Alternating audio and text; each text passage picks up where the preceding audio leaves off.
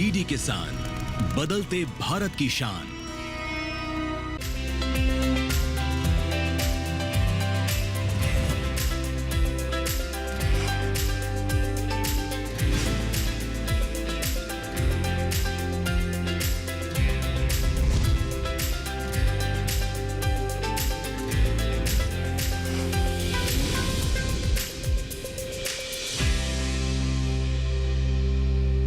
नमस्कार, दूरदर्शन किसान चैनल के कार्यक्रम सफल किसान में मैं आदिति शर्मा आप सभी का स्वागत करती हूं। हमारे इस कार्यक्रम में ऐसे किसानों से हम आपकी मुलाकात करवाते हैं जो कृषि के क्षेत्र में कुछ अलग करने की ठाने हुए हैं और सफलता के परचम को लहरा रहे हैं। आज के हमारे इस एपिसोड में बता दें कि एक बार फिर आपको लेकर चलेंगे अयोध्या की ओर। जी हाँ, अयोध्या के एक छोटे से गांव में रहते हैं एक शिक्षित किसान आलोक वर्मा, जिन्होंने वर्मी कंपोस्ट यूनिट लगाई हुई है, जिसके माध्यम से न केवल उन्होंने स्वयं का उद्यम स्थापित किया है बल्कि उन किसानों के लिए भी राह आसान कर दी है जो जैविक खेती करना चाहते हैं। तो फिर आइए आलोक वर्मा की वर्मी कंपोस्ट यूनिट को समझने के लिए रुख करते हैं अयोध्या का, लेकिन उससे पहले हम जानकारी हासिल कर लेते हैं कि वर्मी कंपोस्ट क्या है।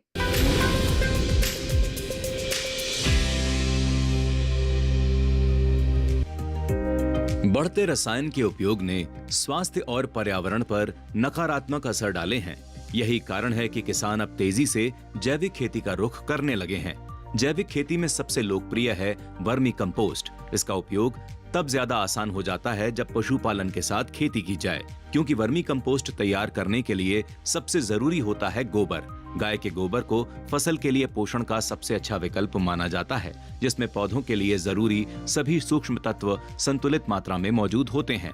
इन सूक्ष्म तत्वों को पौधे या फसलें बड़ी आसानी से अवशोषित कर लेती हैं। वर्मी कंपोस्ट बनाने की कई विधियां प्रचलन में हैं, जिनमें से सबसे ज्यादा लोकप्रिय है बेड विधि। इस विधि में छायादार जगह पर जमीन के ऊपर 2 से 3 फुट की चौड़ाई और जरूरत के हिसाब से लंबाई के बेड बनाए जाते हैं। इन बेडों को बनाने के लिए गोबर, जानवरों के नीचे बिछाए गए घास फूस, खरपतवार के अवशेष का इस्तेमाल करके बनाया जाता है। बेड की ऊंचाई करीब 1 फुट रखी जाती है। बेड को पुआल या घास से ढक दिया जाता है। इस तरह जितनी जरूरत हो उस हिसाब से बेड बनाने चाहिए। शुरुआत में पहले बेड में केचुए डालने होते हैं, जो कि उस बेड में गोबर और जैव भार को खाद में बदल देते हैं। एक बेड की खाद बन जाने के बाद केचुए खुद ही दूसरे बेड में पहुंच जाते हैं। इसके बाद पहले बेड से वर्मी कंपोस्ट अलग करके छान कर भंडारित कर लिया जाता है। टीन शेड के नीचे कुछ लोग खाद को छानने का काम कर रहे हैं, जिससे खाद और वर्मी को अलग अलग किया जा सके। इस यूनिट को चलाने वाले युवा उद्यमी और किसान हैं आलोक वर्मा, जिन्हें किसानी विरासत में मिली, और इसीलिए बीएससी एग्रीकल्चर में डिग्री लेने के बाद आलोक ने अपने ज्ञान को किसी कार्यालय में खर्च करने के बजाय अपने खेत में ही लगाया और साल 2020 में शुरू किया वर्मी कंपोस्ट बनाने का काम। आज आलोक के पास करीब 100 वर्मी कंपोस्ट यूनिट हैं। हमारे यहाँ खेती बहुत दिनों से होती रही और हमने एग्रीकल्चर पढ़ाई करने की वजह से बाहर ना जाके आज हम एग्रीकल्चर फील्ड में ही काम कर रहे हैं। जैसे कि हम वर्मी कंपोस्ट स्टार्ट किए हैं, इसको हमने चला रहे हैं, और उसके बाद मशरूम का भी काम स्टार्ट किए। उसके बाद हम जैविक कीटनाशक इत्यादि जो चीज़ें बनती हैं और अपने यहाँ रासायनिक मुक्त खेती के लिए भी अग्रसर काम कर रहे हैं। और इसी क्षेत्र में काम करने का जो हमको एक अनुभव मिला और ये जो तकनीकी सहयोग मिला हमको कृषि विज्ञान केंद्र मसौदा से मिला है, और उन्हीं के साथ मिलकर हमने जो काम धीरे धीरे स्टार्ट किया था, आज वो हम अच्छे पैमाने पे ले जाके व्यवस्थित कर पाए हैं। तो हमारा जो सबसे पहले हमने वर्मी कंपोस्ट यूनिट लगाया 2020 में। लॉकडाउन के दौरान कहीं जाने की अपेक्षा ना रख के हमने अपना खुद का वर्मी कंपोस्ट यूनिट स्टार्ट किया, और आज हमारे पास 100 यूनिट है। वर्मी कंपोस्ट का परमानेंट यूनिट है। आलोक इस समय केवल वर्मी कंपोस्ट पर ही काम नहीं कर रहे, वो खेती भी कर रहे हैं, जैविक कीटनाशक भी बनाते हैं और मशरूम उत्पादन भी कर रहे हैं। वो बताते हैं कि 2 साल पहले उन्होंने केवीके से प्रशिक्षण लेकर बटन और ढींगरी मशरूम का उत्पादन लेना शुरू किया। शुरुआत में उत्पादन थोड़ा कम हुआ, लेकिन आलोक ने लागत का करीब 3 गुना मुनाफा कमा लिया। पिछले साल हमने मशरूम का 12 बाई 15 के कमरे में 1 कुंटल 8 किलो निकाला था, जो बटन मशरूम, जो बहुत अच्छी स्थिति नहीं थी, लेकिन तब भी हमारा लागत से डबल या ट्रिपल हो गया था। आलोक का पूरा फोकस वर्मी कंपोस्ट में है, क्योंकि उनके प्रयास हैं कि किसान रसायन मुक्त खेती की तरफ कदम बढ़ाएं। इसके लिए उनकी यूनिट में तैयार होने वाली खाद की पैकिंग ऐसे की जाती है जिससे हर तरह के किसान तो खाद खरीद ही सकें, साथ ही किचन गार्डन तैयार कर रही महिलाएं भी वर्मी कंपोस्ट ले सकें। मौजूदा समय में आलोक 1 किलोग्राम, 5 किलोग्राम, 40 किलोग्राम में वर्मी कंपोस्ट उपलब्ध करा रहे हैं। वो बताते हैं कि खाद बनाते समय और उसकी पैकिंग करते समय कुछ बातों का ध्यान रखना होता है। क्या हैं वो सावधानियां, आइए जानते हैं। वर्मी कंपोस्ट में वैसे कहें तो कोई समस्या आती भी नहीं है। वर्मी कंपोस्ट में करना क्या रहता है, जैसे आप खाद लाइए, केचुआ लाइए और उसके बाद एक बैग या यूनिट तैयार करके आप वर्मी कंपोस्ट तैयार कर सकते हैं। और इसको तैयार करने में कोई समस्या नहीं आती। आप उसको छांव में रखिए, जैसे आप यहाँ पे देख रहे होंगे, यहाँ पे नीम का पेड़ है, आम का पेड़ है, अमरूद का पेड़ है, सागवान का पेड़ है, ये हमने बगीचे में कर रखा है। तो इससे क्या होती है, छांव वाली समस्या नहीं होती है। जहाँ पे छांव वाली समस्या भी आती है वहाँ ग्रीन नेट क्या कहते हैं, आप ग्रीन नेट का यूज कर सकते हैं, टीन का यूज कर सकते हैं और उसके बाद आप अच्छे तरीके से वर्मी कंपोस्ट यूनिट चला सकते हैं। वर्मी कंपोस्ट में अगर सावधानी की बात किया जाए तो पानी की जो मात्रा रहती है उसको नमी बराबर 60 से 70% रखनी पड़ती है। छनाई करते समय केचुओं का ध्यान रखना पड़ता है कि छनाई करते समय हमारे केचुए छनाई के माध्यम से मर ना जाएं या तो खाद के साथ चले ना जाएं। जैसे हम जो खाद देते भी हैं वो हमारे खाद ज़्यादातर, जैसे हम जो किसी किसान को या किसी नर्सरी वालों को हमने खाद दिया उसमें केचुए के अंडे और केचुए छोटे छोटे जो केचुए होते हैं वो तो चले जाते हैं। उस खाद के साथ में केचुए जाने से क्या होता है, किसान के खेत में भी केचुए बढ़ते हैं। जैसे हम अपने खेत में जब वर्मी कंपोस्ट का प्रयोग करते हैं तो हम अपने खेत के लिए छनाई का प्रयोग नहीं करते हैं, तो हमारे खेत में बहुत ज़्यादा मात्रा में केचुए हैं और केचुए किसान के मित्र हैं। वर्मी कंपोस्ट जैविक खेती अपनाने का सबसे अच्छा जरिया है। जो किसान पशुपालन भी कर रहे हैं वो इसे छोटे से स्थान पर भी शुरू कर सकते हैं और अच्छे उत्पादन के साथ खेती के खर्च को कम कर सकते हैं।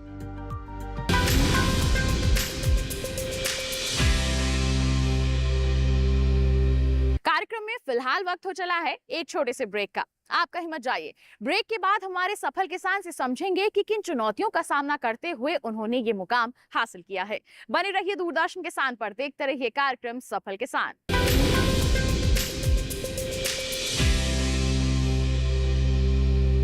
ओ मेरे दिलदार, गुस्सा करोगे कितनी बार। जितेंद्र का अलग अंदाज, जुए के खेल में माली नहीं, जान भी दांव पे लग जाती है बच्चों। साथ में खूबसूरत लीना चंद्रावर का मर्डर मिस्ट्री सस्पेंस। एक दिन वो मेरा सत्यानाश करके रहेगा। हार मिल गया है। सब कहते हैं हार नकली है। जो कुछ आपने किया उसका अंजाम आपको भुगतना पड़ेगा। सब कुछ है 70 के दशक की फिल्म नालायक में। कभी कभी ड्यूटी इंसान के लिए इम्तिहान हो जाती है। बेटा और तुम्हारे क्या संबंध है? जिसमें है हसनानी, सतेंद्र कपूर, रजा मुराद, सुजीत, दारा सिंह और बिंदु जैसी बेहतरीन कलाकार। दुनिया ने मुझको है समझा नकारा, नालायक नालायक कह के पुकारा। बॉलीवुड टॉकीज में फिल्म नालायक 8 अप्रैल दोपहर 1 बजे डीडी नेशनल पर।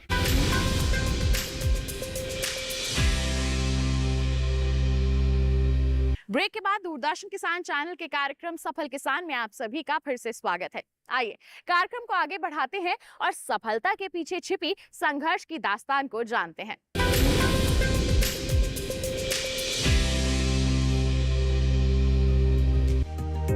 आलोक बताते हैं कि बीते 5 सालों में उन्होंने अपने उद्यम को यहाँ तक लाने के लिए कई समस्याओं का सामना किया है। शुरुआत में जब वो उद्यम शुरू करने का विचार केवीके के पास लेकर गए तो केवीके ने उन्हें कई विकल्प सुझाए, जिनमें से आलोक को सबसे अच्छा विकल्प वर्मी कंपोस्ट बनाने का लगा, क्योंकि इसकी प्रक्रिया जितनी आसान थी उतने ही अच्छे इसके परिणाम। हम जब 2020 में लॉकडाउन का दौरान था तो उसमें काफ़ी समस्याएं सभी को झेलनी पड़ी थी और उस समय हमको ये था कि हम करें क्या। तो हमारे कई दोस्त थे, उनसे हमने बात किया कि क्या किया जाए, कौन दोस्त क्या कर रहा था। तो उसी बीच में हम एक बार फैजाबाद से घर आते समय कृषि विज्ञान केंद्र देखा, वहाँ पे हमने जाके बात किया। तो उन्होंने बोला कि क्या क्या आप कर सकते हैं। तो हमने बोला कि भैया जो कम लागत में हो, कोई नया हम स्टार्ट कर रहे थे कृषि क्षेत्र में, जानकारी थी लेकिन क्या था कि कम लागत में सबसे बेहतर चीज़ क्या हो सकता था। तो उन्होंने कई सलाह दी जिसमें से हमको वर्मी कंपोस्ट का सलाह अच्छा लगा, तो हमने वर्मी कंपोस्ट वहाँ से स्टार्ट किया। फिर क्या था, आलोक जी ने अपने सपने को मूर्त रूप देना शुरू किया और वर्मी कंपोस्ट की शुरुआत की एक यूनिट से। हालांकि शुरू में आलोक ने कई परेशानियों का सामना किया, जिनमें सबसे मुख्य था बाजार में अपनी जगह और पहचान बनाना। इसके साथ ही कभी खाद का स्टॉक तैयार हो जाता तो सेल नहीं हो पाती। इसके लिए आलोक ने ग्राहकों और किसानों को अपनी खाद की खूबियां बतानी शुरू की, जिससे लोग बाकी ब्रांड और आलोक की खाद में अंतर समझ सकें। शुरुआत में हमने एक यूनिट से शुरुआत किया था, लेकिन बाद में धीरे धीरे करके बढ़ाया। कुछ समय अच्छा चला, फिर बीच में दिक्कत आई। जैसे एक बार दिक्कत हमारे लिए ये आ गई थी कि हमारे पास लगभग 10 कुंटल माल हो गया था, तो हमारा सेल नहीं हो रहा था। हम करें तो करें क्या, 10 कुंटल 20 कुंटल माल हमारा अगर रुक जाए, और शुरुआत में तो हम सेल नहीं कर पा रहे थे। फिर हम जाके कृषि विज्ञान केंद्र अधिकारियों से मिले, कृषि विभाग के अधिकारियों से मिले, सभी से मिला, तो वहाँ से जाके हमारे वो निकलवाए कि खाद आपका निकल गया। किस उन्होंने सजेस्ट किया कि किसानों से कि आप कर लें। तो जिनको अधिकारियों ने सजेस्ट किया वो हमारे परमानेंट ग्राहक बन गए। हम अपने तरफ से भी मेहनत करते रहे कि कौन से ग्राहक हमारे लिए अच्छे रहेंगे, कहाँ से हम बेच सकते हैं, कौन सी नर्सरी बेच सकते हैं, कहाँ किचन गार्डनिंग हो रहा वहाँ बेच सकते हैं। तो धीरे धीरे करके हमने ये सब चीज़ें स्टार्ट किया।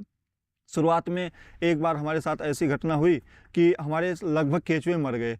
तो हमने अधिकारियों से पूछा कि, और दोस्त जो थे हमारे वर्मी कंपोस्ट जो साथ में स्टार्ट किए थे, जो जिनसे हमने सलाह भी ली थी कि भाई क्या किया जा सकता है, तो उनसे बात किया तो पता लगा कि पानी की मात्रा हमारा कुछ ऊपर नीचे हो रहा है। तो हमें ये पता चला कि हम पानी की मात्रा कम डाल रहे थे, इसकी वजह से हमारा नुकसान हुआ। तो जब हम कुछ करना शुरू करेंगे तो 100% उसमें कुछ ना कुछ नुकसान हमारा होगा, और वहीं से हम सीख के उसको आगे बढ़ेंगे। और धीरे धीरे करके फिर हमने 10 यूनिट किया, फिर उसके बाद हमने 50 यूनिट किया, उसके बाद आज हमारे पास 100 यूनिट, लगभग हमारे पास 100 यूनिट बैग हैं। अच्छी वर्मी कंपोस्ट तभी बन सकती है जब किसान को ये पता हो कि किस मौसम में किन बातों की सावधानी रखनी है। आलोक बताते हैं, शुरू में उनसे भी कई गलतियां हुई। कभी कभी तो ज्यादा तापमान बढ़ने से केचुए मर जाते थे या नमी होने पर भी नुकसान होता था। इसके लिए आलोक ने केवीके से संपर्क किया और कमियों को दूर किया। हमारा वर्मी कंपोस्ट यूनिट बहुत अच्छा चल रहा है, लेकिन अभी भी समस्या आ जाती है। अब बताएंगे आपकी क्या समस्या हो सकती है। जैसे हमारा उत्पादन हो रहा है, सेल नहीं हो रहा, ये नंबर 1 की समस्या होती है।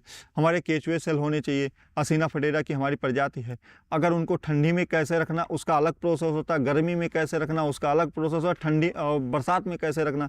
जैसे बरसात में जहाँ पे भी खाद हम रख रहे हैं, वहाँ पे अगर बरसात का पानी गिर रहा है तो वहाँ पानी नहीं डालना पड़ता है। ठंडी में पानी मात्रा कम डालनी पड़ती है, उनको ढकना पड़ता है। बोरे की ढकाई गर्मी में बिल्कुल मस्ट है। मान लीजिए ठंडी में नहीं कर पा रहे हैं, बरसात में नहीं कर पा रहे हैं, लेकिन गर्मी में आपको उसको ढकना बहुत मस्ट है, तो इस समय ढकाई हो जानी चाहिए। इन सब छोटी छोटी बातें जो होती हैं वो आप करके सीखते हैं या कोई बताए, अधिकारी बता रहे हैं या जो कर रहे हैं उनसे आप सीखते हैं। तो इन सब चीज़ों को सीखने के लिए आपको टच में बना रहना जरूरी होता है। इसी तरह हमारे सफल किसान आलोक ने मशरूम उत्पादन में भी संघर्ष किया है। शुरुआत में बस इतना उत्पादन होता था कि सिर्फ घर के लिए मशरूम हो पाता था, लेकिन अब आलोक मशरूम से भी बढ़िया मुनाफा कमा रहे हैं। मशरूम जो हम कर रहे हैं, हमने 3 साल पहले जब मतलब 1 साल हमने वो मशरूम यूनिट जब लगाया था तो 5 बैग में हमारा 1 किलो निकला था। दूसरे साल हमने किया लगभग 50 बैग से, उसमें हमारा लगभग 70 से 80 किलो निकला था। पिछले साल हमने किया था मशरूम यूनिट वर्मी क्या कहते हैं बटन का 3 कुंटल भूसे पे, उसमें हमारा निकला था 1 कुंटल 8 किलो मशरूम निकला था। बहुत अच्छा नहीं रहा, लेकिन इस बार हमने सर से पूछा कि अब हमें बटन मशरूम ना जाके ढिंगरी मशरूम करना है। तो यहाँ पे एक क्या ट्रेनिंग चली, कृषि विज्ञान केंद्र पे ट्रेनिंग चली, उसके तहत हमको बीज वगैरह प्रदान मिला, तो उसके हमने फिर ढिंगरी मशरूम स्टार्ट किया। ढिंगरी मशरूम हमें लगा सबसे बेहतर है। रीज़न क्या है कि बटन तो हर जगह मिल जाता है, बटन आप आउट ऑफ सीजन भी ले सकते हैं, मंडी में भी जा सकते हैं, लेकिन ढिंगरी मशरूम हमारे किसी के यहाँ जल्दी से मिलता नहीं है, और ढिंगरी मशरूम को औषधीय मशरूम दर्जा प्राप्त है। हमने सर से ही बीज लिया और सर से ही सीखा और सर को ही बेच दिया। जैसे हमारे आसपास कोई मशरूम में था नहीं, ढिंगरी मशरूम में, तो हमारे लिए एक समस्या ये आई थी कि हम ढिंगरी मशरूम का रेट क्या रखें। तो सर लोग से बात की, अपना खुद भी सोचे कि हम रेट क्या करें। तो हमने अपनी लागत निकाली, उसका दोगुना किया, उसके बाद हमने उसका रेट रख दिया। जैसे हमने जो मशरूम भी लगाया, इस बार 2 कुंटल भूसे पे हमने लगाया तो हमारा 60 बैग इस बार बना था। हमने ट्रायल के तौर पे 60 बैग ढिंगरी मशरूम का स्टार्ट किया, इस बार बटन मशरूम नहीं किया। तो 60 बैग में हमारा लगभग 80 से 90 किलो मशरूम निकल गया, 200 रुपये के हिसाब से हमारा निकला है। तो आप 80 किलो का ही मान लीजिए, 16,000 रुपये का हमने केवल और केवल मशरूम बेच दिया। आलोक मानते हैं कि शिक्षा लेने के बाद नौकरी तलाश नहीं करनी चाहिए, बल्कि ऐसा काम करना चाहिए जिससे दूसरे लोगों को रोजगार दे सकें। व्यवसाय आपको अपनों के पास रखता है, जबकि नौकरी दूर कर देती है।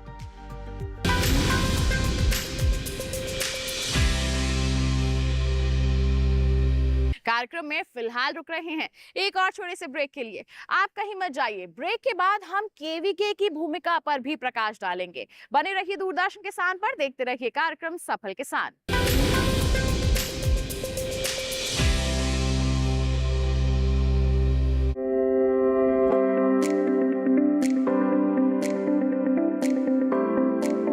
किसान यात्रा में आज हम पहुंचे हैं उत्तर प्रदेश के बिजनौर के गांव अगरी। हरगनपुर में हमारी मौजूदगी है। बगवाड़ा से आपका स्वागत है इस किसान यात्रा में। बाप उगाएगा, बेटा प्रोसेस करके बेचेगा, तब हमारे पास पैसा आता है। सरकार बहुत अच्छा काम कर रही है। 3,20,000 लाभार्थी हैं जिनके पास उज्ज्वला गैस कनेक्शन है।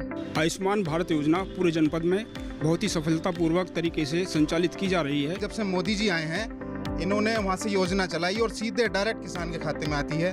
जिसको लाभ दिया जाता है उसके सीधे खाते में जाती है। देखिए उत्तर प्रदेश के जिले बिजनौर से खास कार्यक्रम किसान यात्रा 8 अप्रैल मंगलवार दोपहर 3 बजे, पुनः प्रसारण रात 9:30 बजे, सिर्फ दूरदर्शन किसान पर।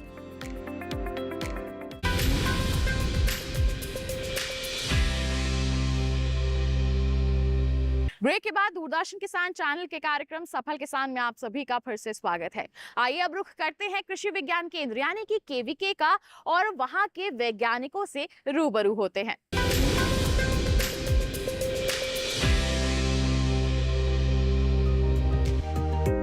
कृषि विज्ञान केंद्र अयोध्या, इसको आचार्य नरेंद्र देव कृषि एवं प्रौद्योगिकी विश्वविद्यालय नरेंद्र नगर के प्रशासनिक नियंत्रण के तहत वर्ष 2005 से स्वीकृत किया गया था, और तब से यह केंद्र किसानों का लगातार मार्गदर्शन करने का काम कर रहा है।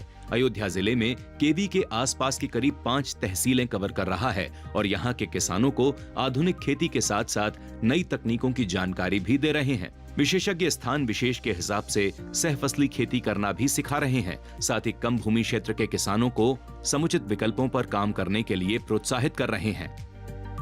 किसान भाइयों के लिए कृषि विज्ञान केंद्र नई तकनीकियों का प्रयोग करके उनकी उत्पादन के साथ आय कैसे बढ़ाया जाए।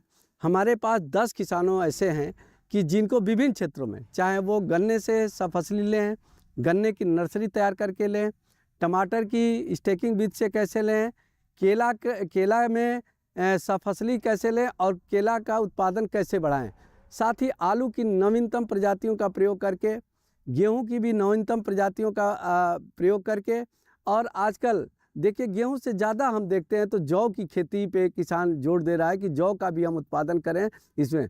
और साथ ही तिलहन और दलहन, भारत सरकार की मंशा है कि हम लोग तिलहन और दलहन पे आत्मनिर्भर कैसे हो।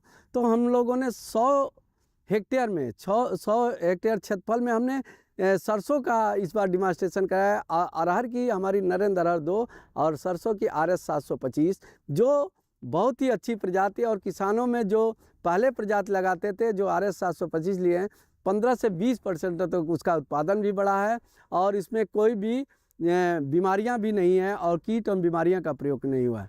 साथ ही हम लोग नर्सरी, जैसे केले की नर्सरी की बात करते हैं तो किसान की समस्या होती है, चाहे केला हो, चाहे टमाटर हो, चाहे प्याज हो, चाहे बैगन हो, तो सभी की क्वालिटी नर्सरी हम कैसे तैयार करके, तो टिश्यू कल्चर के बायोअमनाइट करते हैं हम लोग के, हार्डनिंग करके केले की हम लोग देते हैं। करीब 7 से 8 हज़ार 10 हज़ार पौधे हम लोग तैयार करते हैं हर साल, और 16 रुपये के प्रति पौधे के हिसाब से हम लोग देते हैं। उसी से टमाटर हुआ, बैगन हुआ, मिर्च हुआ, खरीफ प्याज हुआ, रबी प्याज हुआ, इसकी भी नर्सरी हम लोग तैयार करके किसानों को माध्यम से देते हैं कि उच्च गुणवत्ता युक्त क्वालिटी नर्सरी जब मिलेगी उसको, तो उसका उत्पादन अनुकूल होगा।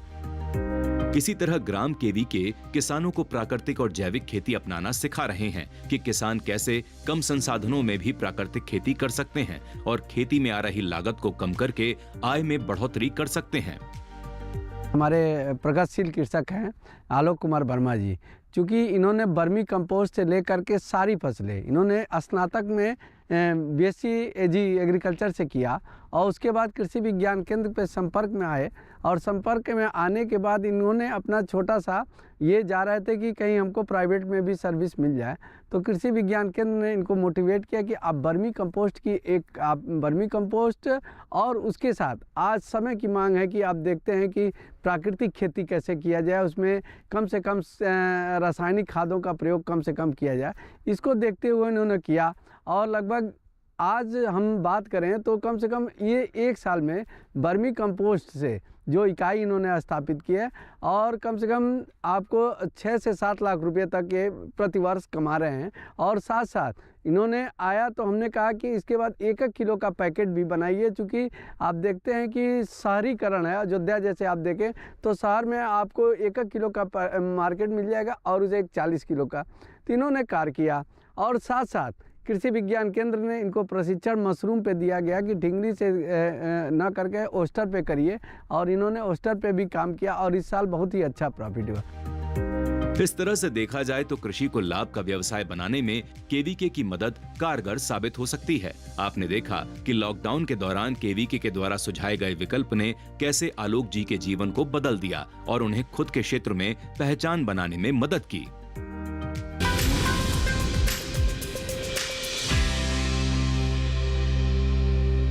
तो ये था हमारा आज का कार्यक्रम सफल किसान, जिसमें हमने मुलाकात की हमारे सफल किसान आलोक वर्मा जी से, जो एक पंथ कई काज की राह पर आगे बढ़ रहे हैं। वो सर्दियों में मशरूम उत्पादन करते हैं और साल भर वर्मी कंपोस्ट का उत्पादन करके उसे सालाना 6 से 7 लाख आसानी से कमा रहे हैं। उम्मीद करते हैं कि इनकी दास्तान को जानकर आप इनसे जरूर प्रेरित हुए होंगे। साथ ही आपको बता दें, ऐसी ही कोई अनोखी दास्तान आपके पास भी है, आप हम तक पहुंचाना चाहते हैं, उसके लिए आप हमें ईमेल कर सकते हैं। ईमेल आईडी है safalkisan@gmail.com। आप हमें पत्र लिख सकते हैं। पता है हमारा सफल किसान, कमरा नंबर 77, CPC दूरदर्शन, खेलगांव, नई दिल्ली 110049। तो इसी वादे के साथ किसान भाइयों बहनों, अगले अंक में हम फिर होंगे हाजिर एक अनोखी दास्तान लेकर। तब तक के लिए हमें दीजिए इजाजत, लेकिन आप बने रहिए दूरदर्शन किसान पर। नमस्कार।